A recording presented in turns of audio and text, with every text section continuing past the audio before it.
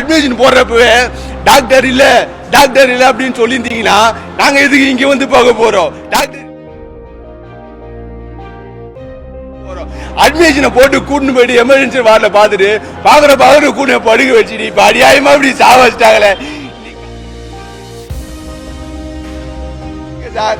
இதுதான் sir OP சீட்டா sir? அவங்க உள்ள ட்ரீட்மெண்ட் எடுத்த ஓபி சீட் எவ்வளவு அழகா போட்டிருக்காங்க பாரு சார். என் தம்பி பேர் வந்து விக்னேஷ். 13ஆம் தேதி நைட்டு அவனுக்கு வந்து வயிற்று வலின்னு ஹாஸ்பிட்டலுக்கு கூட்டு வந்து சேர்த்தோம். என்னன்னு பார்த்தா பித்தப்பையில கல் இருக்குதா கூட்டு வந்து சேர்த்தோம். நைட்டு சேர்த்த உடனே இங்க அட்மிஷன் போட சொன்னாங்க. அட்மிஷன் போகிறதுக்கு ஆதார் கார்டு வேணும்னு கேட்டாங்க. ஆதார் கார்டு எடுத்துன்னு போயிட்டு அட்மிஷன் மேலே எடுத்துன்னு போய் போட்டோம். போட்டுட்டு ஒரு 5 நிமிஷம் எமர்ஜென்சி வார்டுக்கு எடுத்துகிட்டு போனாங்க. எமர்ஜென்சி வார்டில் படுத்தோ எதுவுமே பார்க்க வைக்கல. சும்மா வீல் சேரில் உட்கார வைக்கிற மாதிரியே கூட்டு போயிட்டு வீல் சேர்லேயே சும்மா குனிங்க ஏந்திரிங்கன்னு பார்த்துட்டு ஒன்றும் இல்லை போங்க அப்படின்ட்டு ஒரு ஊசியை ஒன்று போட்டுட்டு நார்மல் வார்டு கூட்டு போய் போட்டாங்க. மேலே எம்ஏஜி எம்ஜி அந்த ஏதோ ஒரு வார்டு குடல் சம்பந்தமான வார்டில் எடுத்துகிட்டு போட்டாங்க. அதுக்கப்புறம் அவங்க வந்து அன்னைக்கு ஃபுல்லாகவும் ஒன்றும் நைட்டு ஃபுல்லாகவும் ஒன்றும் பார்க்கல. அடுத்த நாள் நைட்டு சாயந்தரம் ஒரு 9 மணி வரைக்கும் கூட ஒன்றுமே பார்க்கல. அதாவது அவளுக்கு எப்படி உடம்பு எப்படி இருக்கு, பல்ஸ் இருக்கா இல்லைனா பிளட் ப்ரெஷர் எப்படி இருக்குது எதுவுமே பார்க்கல. ஒன்றுமே பார்க்காம நைட்டு 10 மணிக்கு திடீர்னு அவளுக்கு மூச்சு வாங்க ஆரம்பிச்சோம்ல. வாயில் அந்த டெம்பரவரியாக அந்த சுவாசிக்கிற அந்த இதை வச்சு எத்தனை போயிட்டு எமர்ஜென்சின்ட்டு இதில் போட்டாங்க. ஐசியூவில் வச்சுட்டாங்க. எமர்ஜென்சி வார்டில் வச்சதுலேருந்து வாயில வச்சாங்க, மூக்கில் டியூப் வச்சாங்க. அவ்வளோதானே தவிர அதுக்கப்புறம் எந்த ஒரு ட்ரீட்மெண்ட் நடக்கல.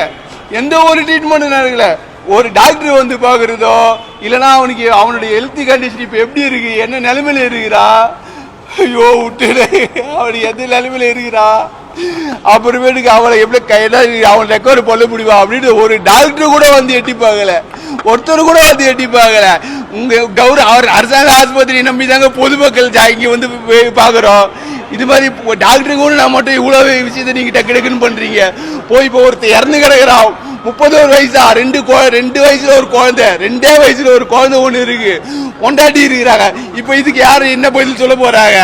கலைஞர் நூற்றாண்டு இதுன்னு பேரை வச்சுட்டு ட்ரீட்மெண்ட் ஒழுங்கா நடக்கலாம். நீங்க முதல்லயே இங்க அட்மிஷன் போடுறப்பவே டாக்டர் இல்ல அப்படின்னு சொல்லியிருந்தீங்கன்னா நாங்க எதுக்கு இங்க வந்து பார்க்க போறோம்? டாக்டர் இல்லன்னு தெரிஞ்சுதா இல்ல வேற இடத்துக்கோ இல்ல வேற ஹாஸ்பிட்டலுக்கோ எங்க போய் பாத்துருக்க போறோம்? அட்மிஷனை போட்டு கூட்டு போயிட்டு எமர்ஜென்சி வார்டில் பாத்துட்டு பாக்குற கூட படுக்க வச்சுட்டு இப்ப அநியாயமா இப்படி சாவச்சிட்டாங்களே. நீ காலைல வரைக்கும் கூட ஒரு டாக்டர் வந்து பாக்கலைங்க. 9 ஒருத்தர் கூட வந்து சும்மா ஒண்ணும் கிடையாது சார். இங்க பாருங்க சார், இது நல்லா பாத்துங்க சார். இதுதான் சார் ஓபி சீட்டா சார்? அவங்க உள்ள ட்ரீட்மெண்ட் எடுத்த ஓபி சீட் எவ்வளவு அழகா போட்டிருக்காங்க பாரு சார். பேப்பர்ல எழுதி எவ்வளவு அழகா ஓபி சீட்டை போட்டு வச்சிருக்காங்க பாருங்க சார். நல்லா பாருங்க சார். கேட்டா இதை கொடுத்து இந்த ட்ரீட்மெண்ட்லாம் நடந்துச்சா? இது இப்ப காலையில எழுதினு வந்தது சார். இது காலையில எழுதினு வந்தது வெறும் பேப்பர். இது பாருங்க எப்படி நடக்குது பாருங்க. இது ஹாஸ்பிட்டல். இங்க பாருங்க இது ஹாஸ்பிட்டல். எப்படி எழுதினு வந்திருக்காங்க பாருங்க. இப்ப எழுதினு வந்து கொடுத்துட்டு இதுதான் ட்ரீட்மெண்ட்டுக்கான சம்மரியா? ட்ரீட்மெண்ட்டுக்கான சம்மரி பாருங்க. ஒரு உயிர் போயிருக்கு, ஒரு உயிருக்கான சம்மரி இது. இதுதான் அரசாங்கம் நடத்துற ஹாஸ்பிட்டல். சொல்லுங்க ஆஸ்பத்திரி இதுதான்? ஒரு மனசாட்சியில 30 வயசு பையங்க அவனுக்கு எப்படிங்க ஸ்டெமினா கூட இல்ல அவன் போயிருக்கான் அந்த உடம்ப தாங்குற அளவுக்கு. எட்டு வந்து இது மாதிரி பண்ணி இருந்தா எப்படிங்க? அநியாயமா போச்சாங்க ஒரு உயிர்.